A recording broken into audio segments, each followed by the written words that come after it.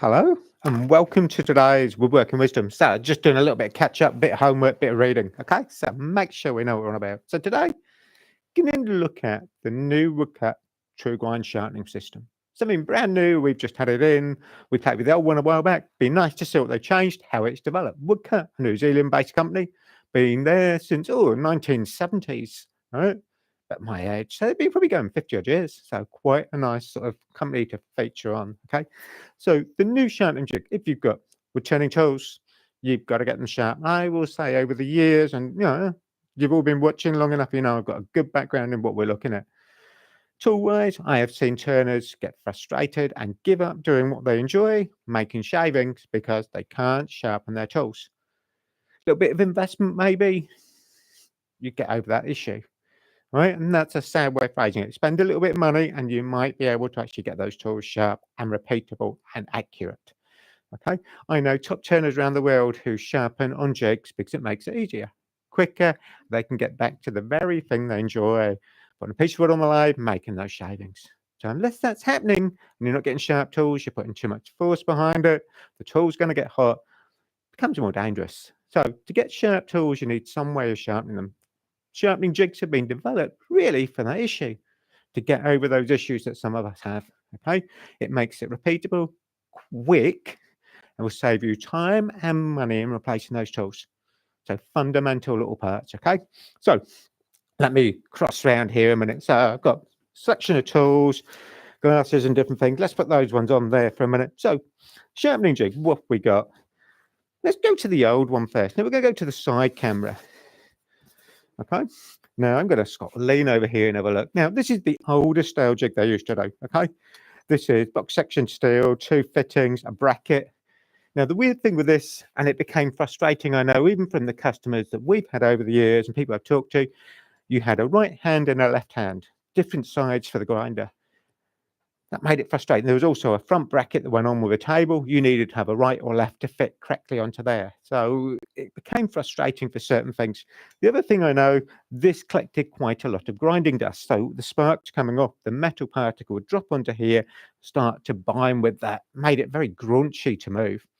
So I'm one of the people that probably have talked to Dan over the years, who owns Woodcut now, and sort of said, can we make something a bit newer that's a bit more up to date, if you like, and a bit more user friendly? So this is the newer base. Okay, looks very different to what we've just looked at. Got the bit of cardboard in here just to try and show you. I'm just spinning myself around a bit so I can see what's happening. We have cam lock type handle on the side so we can undo it. Everything moves through. This actually has 2 runners in underneath, so therefore everything will slide back forwards, but it's covered so the grinding dust won't hopefully get up inside there. You have your positions for what you're going to use for your sharpening jig to go onto. You also have, and I'm going to move it that way, just going to lock it off so I'm not fighting it. Little pins up on here. I think you can probably see that little pin in behind my finger. There's one there, one the other side.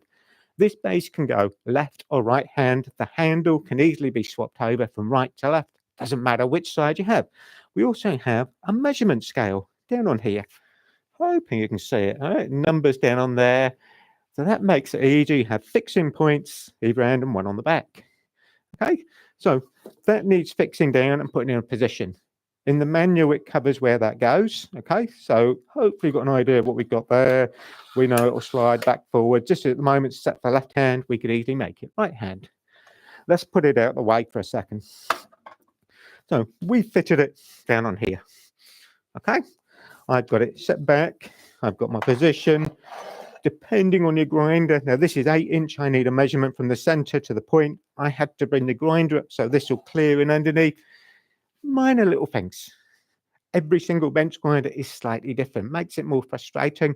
There's nothing that's going to fit anything straight off. You might need to, like I say, pack it up. Ideally, put it on a wooden board. So you've got it somewhere you can position things. The little block we have next to it on here gives me a position from basically a length stop, which we're going to use in a minute. So that's why that is on there. Go back to our card. The other piece of equipment, actually very much the same, but a fundamental part. Now, I'm going to take it apart. I want to get you to see what this does, how it works. Got to be careful. I don't want to drop the washer on the floor. So on here you have 1 point. Let's drop that over. Going to hold the bolt. You have a little pin up in here. Okay. This is movable. The little pin, if I pick it up carefully, engages on the little teeth that are down on here. So I can bring the two components together.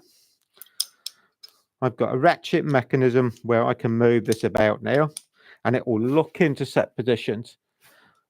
Just going to put the knob back on before I drop it. All right, let's turn it round. On here we have a number scale.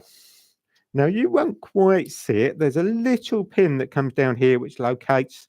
It tells me 1, 2, drop it off a bit, 3, 4, 5, 6, 7, 8, and then 9 is right up there. Okay, so a long way round. Okay, so I'm just going to go back to main camera probably a little bit, just going to make sure I've got that back in the right place, setting that up, check I can move it, and interlock.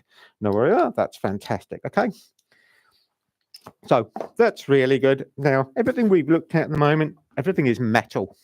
Okay, there's no plastic.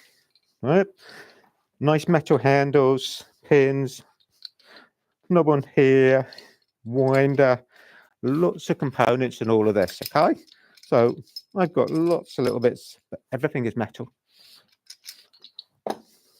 So with your tools, what do you want to sharpen to start with? In reality, most of us probably use our wrapping gouge to start with. Right, most basic thing to sharpen. Now when you position your board, and that's the thing you've got to do a little bit of work for.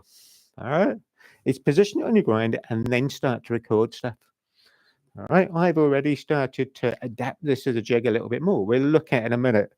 Okay, so I've already done things which the manufacturer can't do, but you can if you had something like this, because you can then make it more repeatable for your setup personally at home, and that makes it easier. So on here, we know you've got that pin, we can move, it goes up and down, spike comes out the side. I've got, see, preset positions I've marked onto the board. Right, they're difficult to see on here. So this one is wrapping gouge, beading tool, parting tool, skew chisel, round nose scraper. I've also recorded those measurements on a bit of paper. On camera, that one, look, okay? You might not see it totally, right? It's a bit fuzzy on there. Oh my God, look, okay, that's better, look, there you go. Right, so I've recorded those. That's worth doing. So when you initially get something like this, spend a bit of time, make yourself familiar with it. So wrapping gouge, there it is. I want about a 45-degree angle on this. So I'm just going to look at my bit of paper. Let's bring them back over the top. We have wrapping gouge 174. I didn't really need the 174. Now I'm going to locate it, going to wind this back, just checking where I am on the camera. I've got to turn around a little bit to see the main screen. To there. Here, going to slide this up to my 50mm stop block. Now, if you work with everything with that 50mm block, makes it repeatable, quick and easy into there. Next thing that's worth doing, CBM wheels have changed how we sharpen our turning tools dramatically. The advantage with a CBM wheel is less aggressive, less sparks, cooler cutting. The other major thing, if you have a sharpening jig, once you've fitted it, there's no adjusting to do because the wheel's not wearing away. It's the same diameter the whole time. That's a plus, definitely, because that means everything on my jig now that I've set is in the same place. Now, tomorrow, 2 years' time. So on here, wrapping gouge, I can come out to there. I'm going out to my pen line, which is on there. There it is. Okay, lined up. Next weird and wonderful thing. Now, I expect the video camera might get this better. So we'll go out to here. I'm going to do marker pen. Can work round. Now, jig setting on here, on that knuckle setting we said about. And there's 3 characteristics that are going to change the shape of your tool. This is one, the protrusion length and the position of where we're bridging off of to get to that wheel. Those 3 characteristics will change exactly what we're going to get as shape. I can put that in there to that. Now, on here, I could even do this thing. Wind it back. I can check where I get a line. That's quite good. Put it on. Put it there. On. Gently lower it. CBM wheel, as we said, no sparks. Maybe just a little bit far forward. Tiny touch. Actually, that's 3, 4. Okay, right up to the edge now. Nice and controlled. Another weird thing maybe if you're looking at my hands, fingertips. Ah, beautiful, okay. Nice, clean, 45-degree bevel all the way up through, okay. Quick and easy to do. So our spindle roughening gouge, quite a basic tool to do and very easy to do. But that makes it a godsend.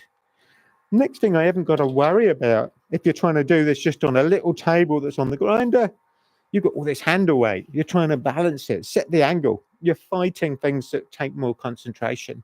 Okay, so the jig is taking that out of what I've got to concentrate on. Next thing, and if you want to see a tool down, you can always ask me, how about, I'm not going to do that because I've got to change things a little bit more on the jig. We're going to go beading tool. I'm going to work down through my list a little bit I've got on here, okay? So beading tool, square section. We can put this in, got to think about this now. I'm leaving the jig setting where it is, we're on number 1. Beading tool on here, I'm going to come back to there. Bring this in. So I'm up to that 50mm stop block again. That's nice and simple. Now, I'd said to you, I've already started to customize this. So let's add a couple of customizations. One thing, a couple of rare earth magnets. Going to put them in there. Just on there, all right? They're not going to get in the way of the jig. What they're going to do, catch all the metal dust coming off. Stop it floating around the room. That's good. We have a little thing on the, and I think we can probably show you this, come back to our card. Position it. Get the jig we've got. So this is that new slide base. I said you've got a little metal pen on here. It comes out level with the metalwork. Now, if you put it on a wooden base, you could make a wooden sleeve, piece of dowel. Yes, you can. You've got a wood lathe. All right. If you can't drill a hole on your wood lathe, you shouldn't have a wood lathe. So all we've done, little 5mm diameter piece of dowel, drill a 4mm hole in it. It might be 6mm dowel. Right. Put it on. Right. First bit done. Let's take my bit of dowel out. All I'm going to do with it, I can put it on the side. Then, once I've done that, when it's in position, I've got a pin that I can drop into a hole drilled on my wooden board. My stop bar now goes back to that pin. Okay. When I want to change it for a different tool, skew chisel, I can lift the pin out, move it, take the bar back to it. Dead place every time, right? So I can make it really repeatable. Why can't the manufacturer do that for you? Because they don't know if you're going to have it on a wooden board. They can't supply the board for you. Depending on where the base is fitted under the grinder, position-wise, forward and backwards, will determine where the pins need to go. You need to do that bit once you've installed it. Took me 5 minutes. All right, takes the guesswork. So, pin on there. Beading tools, that one. We go to that. We'll lock it off. Our beading tool, we have that there. Now, at this point, I've got my beading tool, and this is a bit unusual. I'll bring it down, square. This is the face I want to sharpen either side. Got it in the jig that way. Looks nice. Just checking it looks square. Tiny bit there. Check it's locked off. I've reset my position. Drop it on.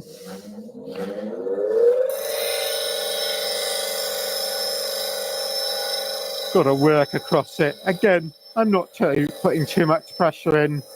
Nice and lightly. Flip them over.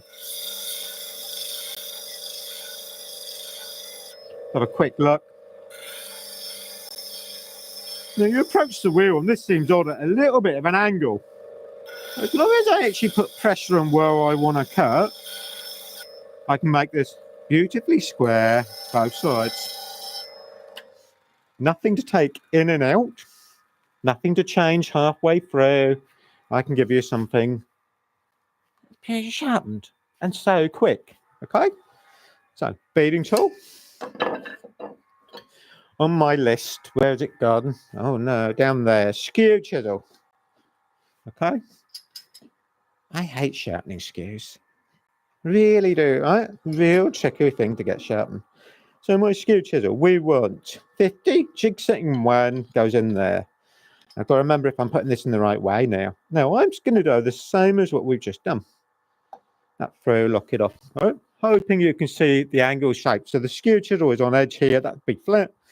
Long point is there. Position through nice and square. We need to change our set.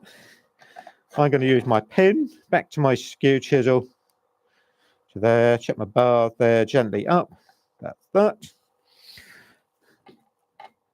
Okay. Turn it over. Okay. So we reset, just checking I'm tight down on there, that there, double check where we are. On. Now with this, I've almost got to rock it just a little bit. Ooh, that looks beautiful. See that side coming up. So I'm lifting one corner, roll it between my fingers and thumb just a tiny bit. Other side, got. Okay. Where are we? That one? I think, guys, you can see that. Beautifully sharpened, hollow ground. Got my edge, got my shape. How quick was that? Now, to do that on my old grinder with that little platform, oh my God, I'd be there forever. All right. Now, some of you have these things. Colwyn Way tin opener. Is that what they call it? I'm going to get in trouble now. Right, so Colwyn skews. Lots of you have these, and I expected this to be a question by the time we got to this. And can you sharpen Colwyn skew on this?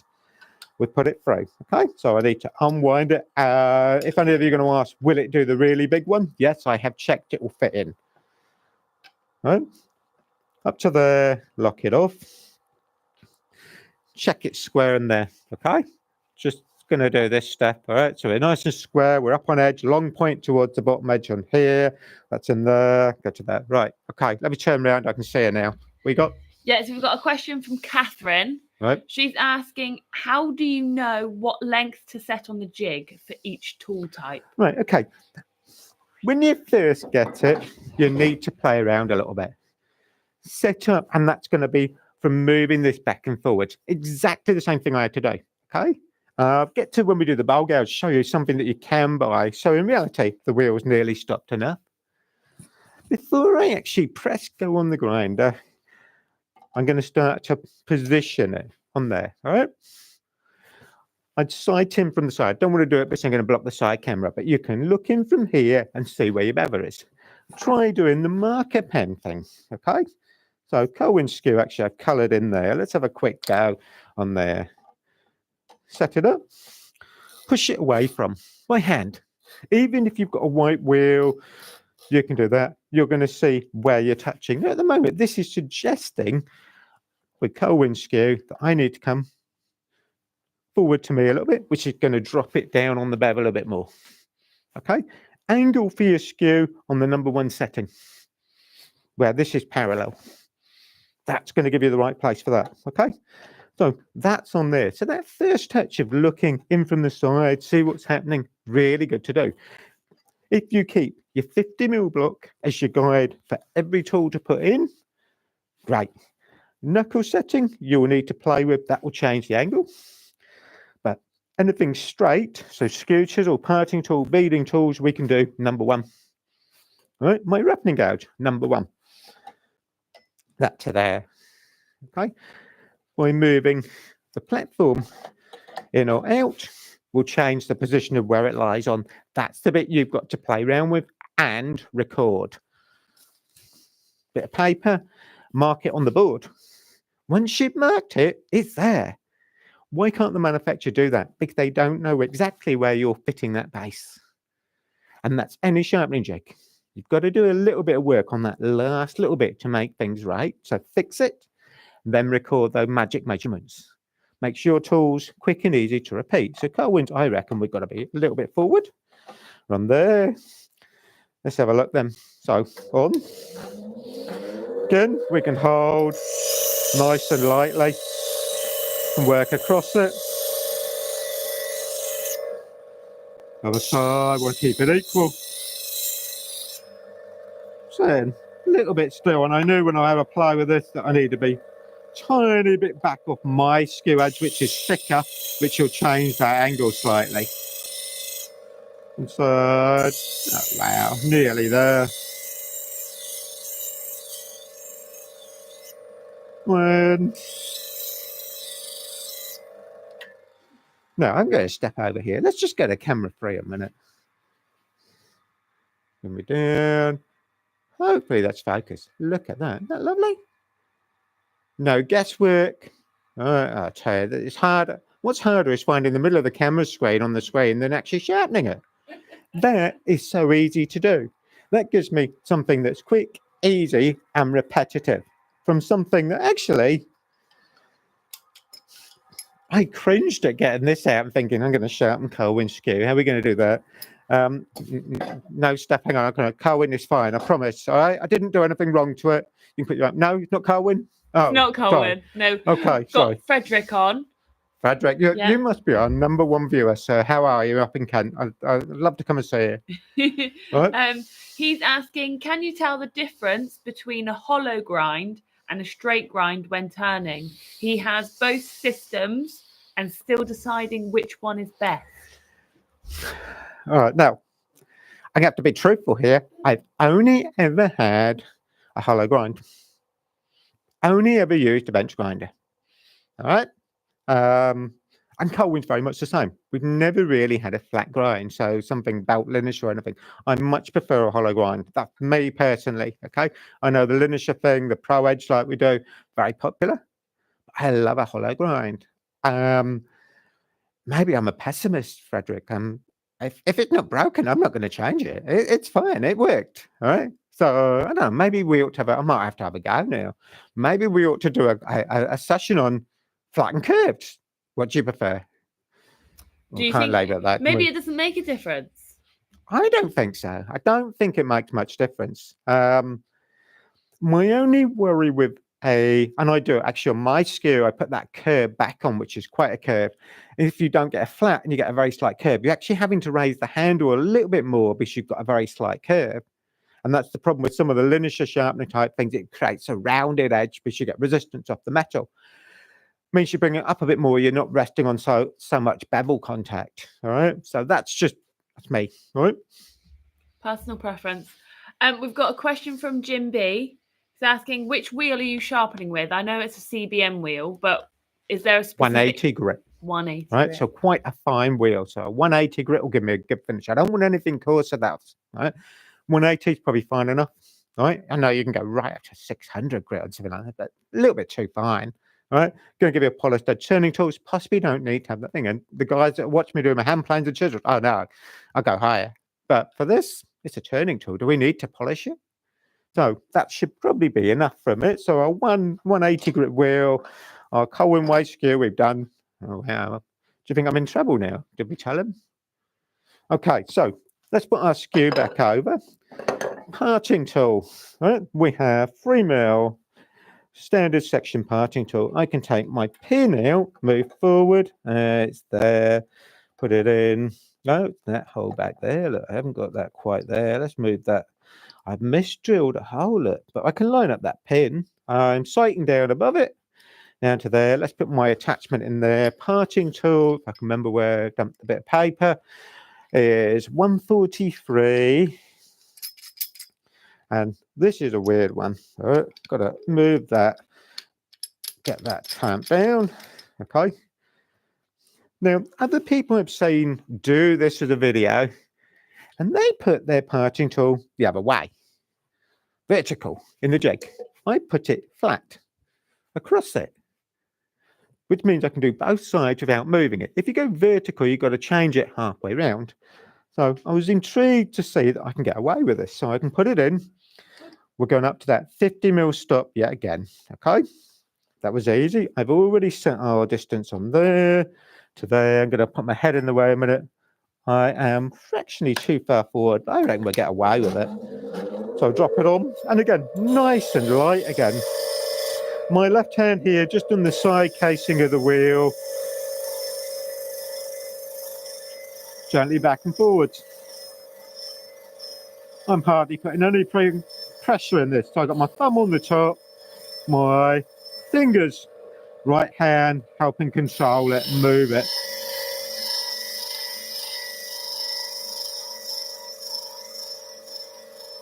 So gently coming up, I've got my hollow on here. Okay. Done. Nothing to change, nothing to move about. We've got something that hopefully one grind. The guys that are watching this on their 50-inch TVs at home, that's going to look fantastic. Okay. On the little 6x6 box I've got on the screen behind me, it's okay, it is there. All right. So that will give you quite a nice edge. Okay. Now, how about some gouges? We've got some gouges and some scrapers. I'm stalling now, but I need the wheel to slow down a little bit. Okay. So we can go over now. I think you said earlier, Steph, you asked me, Catherine had that question of how can you set up and know what you're going to get? In reality, that's the biggest problem with any kind of sharpening jig. Major thing on here, CBM wheels, not changing that wheel diameter. That's good. Means my set points on here are all the same. Carefully get into there and just slow it down enough. Right, good. Now, Henry Taylor make a product which is called a Profile Pro. It is, if I can bring my hand around to here, in fact, let's get our little board back in. I spent time cutting that bit of cardboard out. We might as well use it. All right, so Henry Taylor make these. Let me get one at a time. So these are different profile shapes. These are, from what I know, a mild type steel. All right. Going to cross over now. All right. And they have a profile on the end of ground to a tool shape as your bowl gouge. And these are picked up on, if you like, traditional or established type grind shapes. Some of them will have fancy names, Irish grind or okay. But there are 4 bowl gouge shapes, 2 spindle gouge, slightly different angles. Now, what we can do with these, first of all, when you buy a new chisel, especially a bowl gouge, maybe a spindle gouge, it is not ground ready to go. They don't know what you want it for. I've just shown you 4 bowl gouge shapes. They might vary it a little bit, okay? I'll show you someone famous who does exactly that, and I can show you what they've got, okay? Now, on here, we can use this and put it in our jig. Now, I've got my spindle gouge, 50 protrusion, jig setting number 5. So we're going from 1, 2, 3, 4, 5 is up there. Clip it in, lock it off. So this isn't as straight now. It was up here. Okay, we get down a bit. Sorry, Steph. I'm having to turn around, all right? I'm trying to concentrate on that. So we were right up here. We come down to 5. It is on there. Got to double check. All right. Now, this is the spindle gouge. 50, and I don't know if this is going to match, but it'll be interesting to see. I want a 45-degree bevel on my spindle gouge. That's me. Slide this up to there. I could have, where did I put it? Spindle is 140. It's the same as my skew. So there. Now, if I was doing this from a scratch, from new, I could use this as a profile to put onto the wheel. I can then view in from the side, and I'm going to duck my head right down. So I can view in from here, and I can look across and go, well, actually, the wing's in contact there. That's right. Oh, that's good there. Okay. If anything, oh, maybe just a little bit. Let's bring it in there. Okay, so I brought it up a bit. So the idea of these is a setup guide to get your gouges to the right shape. So you've got something to look at, because if you're new to this and you've got a sharpening jig and you've got a gouge and you throw, what happens? Do you get the right shape? Oh, I'll move the setting then. Let's go to 2. Let's try that one. Oh, I didn't give me the shape. Let's go to 6. You bounce around the room a little bit. With something like this, you've got something you can lay on there. Look at how it's making contact with the bevel. Once you've set it up, you then go to the chisel that you've just set it for. Your spindle gouge. This is the expensive piece of kit. This is the bit you want to get sharp, and you want it to match that shape. Into there. Oh, not like that though. Oh, So this is that visual look of checking down it to make sure it's flat in the jig. Okay, so let's just get that there, lock it off. I'm going back to my 50. So everything is 50. We have done our jig setting on here is 5, 140. We set our angle on. Gently on.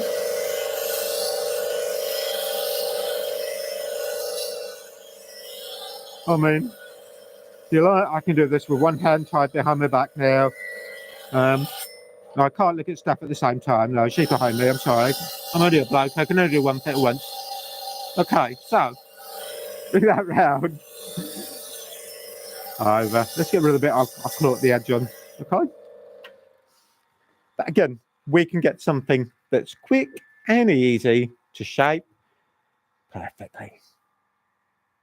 Okay. Some of you might go, I want a little secondary bevel. Okay. You could even put a mark on there, and you could do that corner ground off. All right. Tiny little bit just to soften that crowbar corner. You won't see it too much on the camera. All I've done is taken that hard corner off, just soften it. So in other words, where the bevel meets the long flat section of the bar. But you can do that. You could, all right, another little pencil line on the jig. So spindle gouge. We've got a couple of things to go. All right. Again, need to look at jig a little bit. Now I know from here.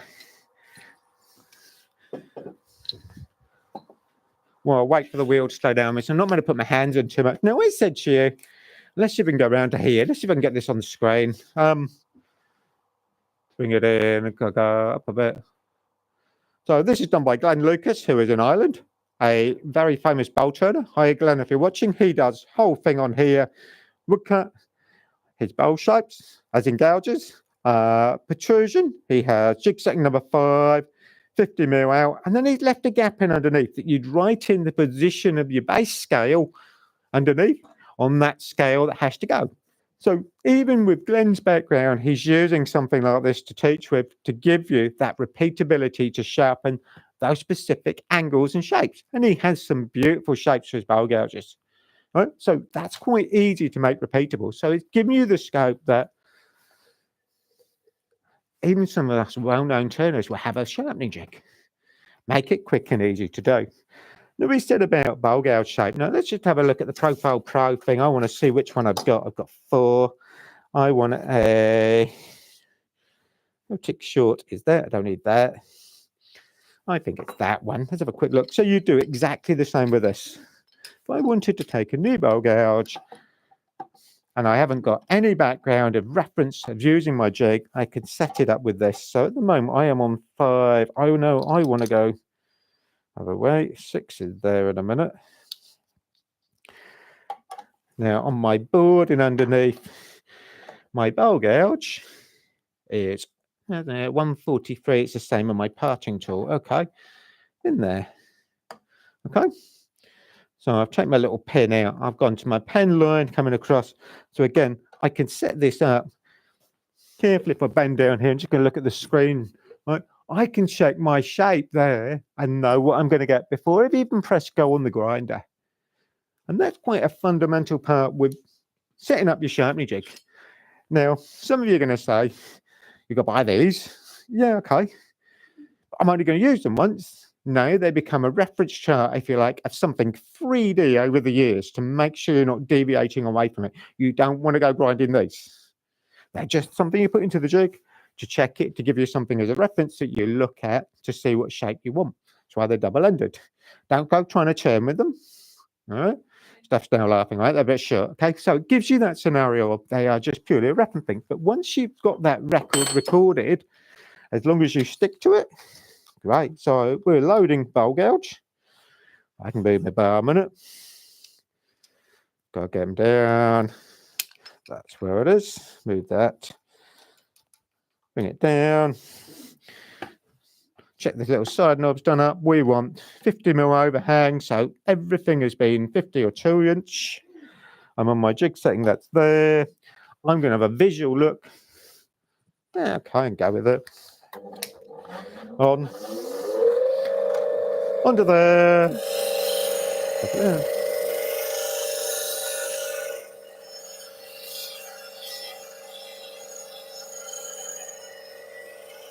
Nice and light. I can concentrate on the wings a little bit. Now the other nice thing with this is a jig, I haven't got all this weight. Not just holding the handle, I can balance it. The ball and pin socket becomes the pivot point. That's taking the weight of the handle, making it controlled. I can manage this nice and lightly just to move around. Trying to work on the side wings more in the center. I can undo it. There you go. Right, I'm going to just kind of cross over again. Let's have a quick look. Now, I can't sharpen a bow gouge freehand that nicely in that amount of time. That gives you an idea how quick we can sharpen it. And I didn't put a lot of pressure in, nice and light. So we'll get up to there. All right. So your bow gouge is probably the most fundamental problem tool that most of us have to sharpen. Takes a little bit of effort. Right, we've got one more tool to do with where we are before I change things. Now, on our jig, we've used 1 to 6 at the moment. We could have other settings maybe for a bow gouge. We're going to come all the way up to 9, which is really weird. So again, if I bring my head down here, that's number 9 there. This is where we were. 6 is over here. In actual fact, when I first got this and I got it out of the box, I couldn't even find number 9 because actually it's right up here. And I didn't see it. Up to there. There you go. Traditional round nose scraper. Okay. Now this is weird because you actually put it through the wrong way. Everything else we have been feeding through. So now you've got to go that way. Put it in, get it flat, turn over, lock it off. All right. To there. This has got to go in here. We need to be right back. Now, where's my skew? Right back in here somewhere. All right. Let's see where I've got to go. I think it was there. The only one I haven't put my mark on. Look. Okay. Bit moved. All right. That one there. I could go to there. Look, I can put my pin back in. It is there. Oh, going to cheat now. That one there. Make it more repeatable. Our drop-in pin makes that quicker and easier to do. The bit of dowel I wouldn't need to take up if I'm using it at home. I'd probably glue it on there and move the metal insert pin. One, that to there.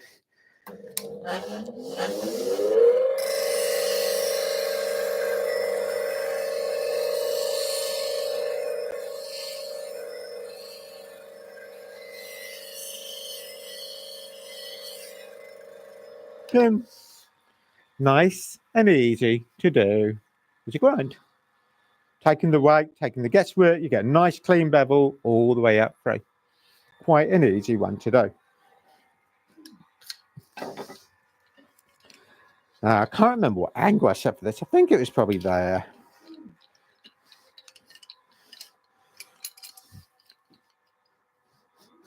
So I'm just playing around with setting up another little tool and try and get the wheel to slow down a little bit again because I need to drop this in. Now I'm working on a little code tool. I'm going to try and check it looks level. That looks good. I know my pin has got to come out. We've got to come forward. Okay. Probably slow enough. All right. Careful if you do this at home. I'm touching the smooth bit in the wheel. Ideally, let it stop, but time is something on a video. So my code tool, I can position there. Now, these are something that I dread sharpening at home. And why should it? It shouldn't be that difficult. All it is a round bar, and I'll make sure you guys see it. I just need to, okay, cut to about a 45-degree angle, but hollow ground. That is quite important on these because you want to produce the little bare edge up on here. The hollow helps get your shape. You can diamond card it to prolong the life. So just checking where we are. It looks good. We can drop it on. We've got our 50 again. Now, the reason I hate sharpening them at home, if I put them on a little table, you don't get the same angle each time you pick it up to have a look. On here, I can take it off. I know I'm dropping on the same place. And again, fingertip controls. How easy is that? Okay. And it doesn't look much on the screen like this. Like I say, with you guys with those big TVs, it's going to be lovely, see what you kind of think, right? But easy to do. Okay, so we've now got nice hollow grind all the way up through one grind. Gives me something repeatable again. All right, now,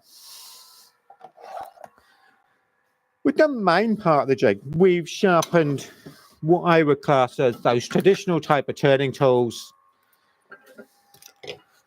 that you might want to sharpen. Just getting a few things again while the wheel's slowing down. Now, on the jig here, there is a cover plate, right, which is this thing. All right, size stuff. All right, I nearly went for two then, right? Now, this is the one that should be on there. I've already taken it off and swapped it over to save us time for what we're going to do now. Okay.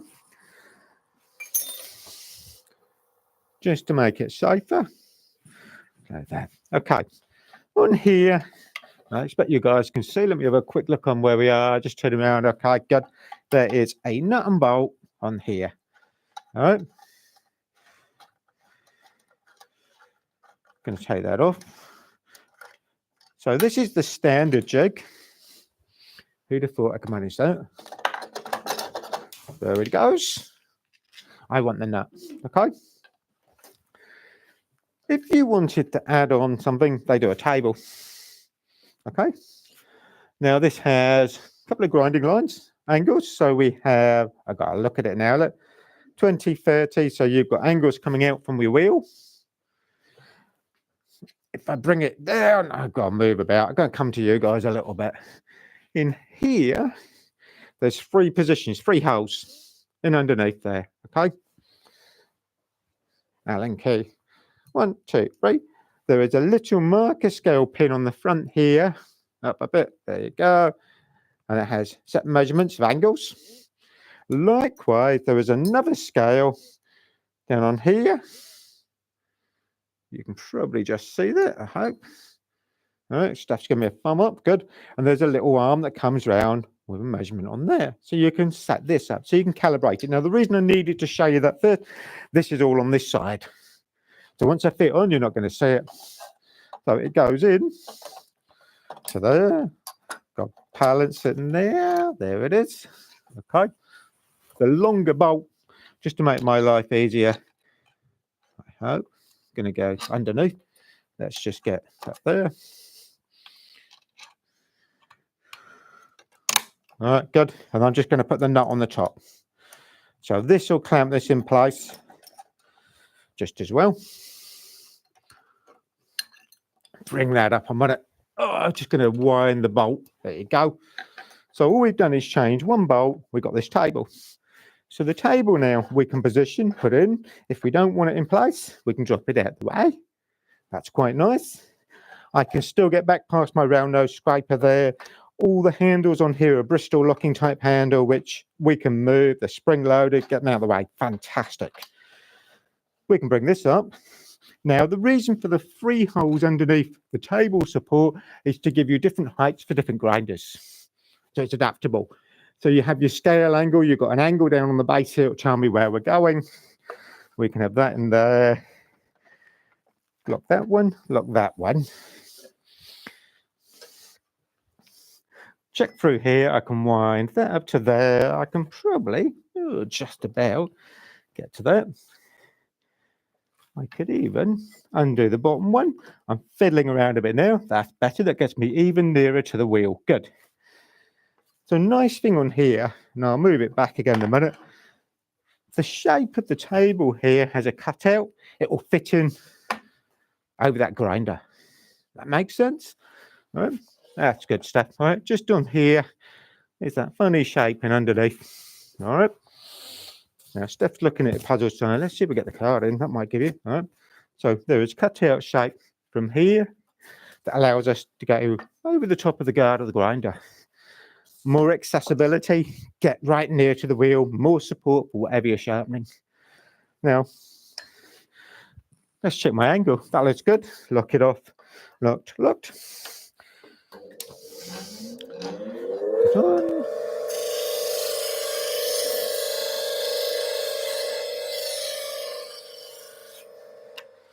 That'll be enough, right? So from there, I can diamond card. Do my little bear, get on. So I've got my scrapers, so that's easy. Nice big supporting platform now to put that on. Haven't got to worry about trying to balance it again. Adds a lot of support. More accurate, get my shape all the way around. So little things make a big difference, okay? And as we said, when you're not using, bring it out, drop it out the way. You can go back to using your main bar, all right? Move it in and out. As we said in here earlier, things like little magnets will collect all that grinding dust, okay? I don't know if you guys can see what we've got coming up on here. Look at it. Okay. That's a good little trick. Or a little plastic box with a magnet in is fantastic. This way I can scrape this off, throw it in the bin. But it collects it, stops it going airborne, so you're not breathing it in as much. That's great little tip. Other things, like I said, what we did, that little pin on the side and the drop-in pin. So I've got split rivet to go in, all right?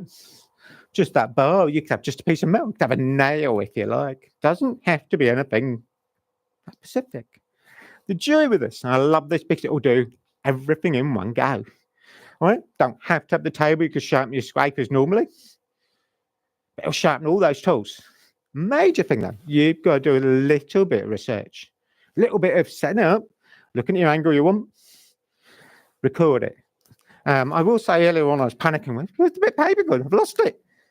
So I need to, I don't know, we'll bond it somewhere, stick, right? So we'll stick it onto something, but that's the important bit. You keep hold of all those little reference bits. That's exactly what Glenn does with his grinding chart. Exactly the same thing. Okay, so those little things make a difference. Too far, is it, Steph? I'm sorry. I'm trying to get bigger. Okay, so those little things make a difference of being able to record it, make it accurate and repeatable. As an item goes, the other thing I love with this, it's nice and compact. You can bring it in. So you're out the way. So in other words, when I walk past the grinder, you haven't got to walk into it. Okay. Some of the sharpening jigs I know, once they're set up, oh, you got this big, massive, big bar hanging out the front, becomes something as an obstacle to walk into. All right. So little things like that make a real difference. All metal construction, you're not going to wear it out. So hopefully you got any more questions? We're all done. All good. Fantastic. All right. Guys, thank you for watching. I hope you've enjoyed. Okay. I know it's a bit of a different session. Looking at something that we feature. I was the one that kind of said, be interesting to see what's changed. The base has definitely changed. It's a lot more durable. I can see the grinding dust isn't going to get into there, which is going to make it crunchy. It's going to last a lot longer. The little pin system on the side, much easier to read. That's a benefit from my point of view. It's effective. I'm getting older. Okay, so adding things like the little dowel on the pin make life so much more and definitely repeatable. Easy to do. Setup block, 50mm, all those little things are features. But build on those, all right? So really like it as a sharpening jig. So thank you for your time. Hope you've enjoyed. If you got any questions, you know where we are. We'll see you again. We've got more woodworking wisdom coming at you. Bye then.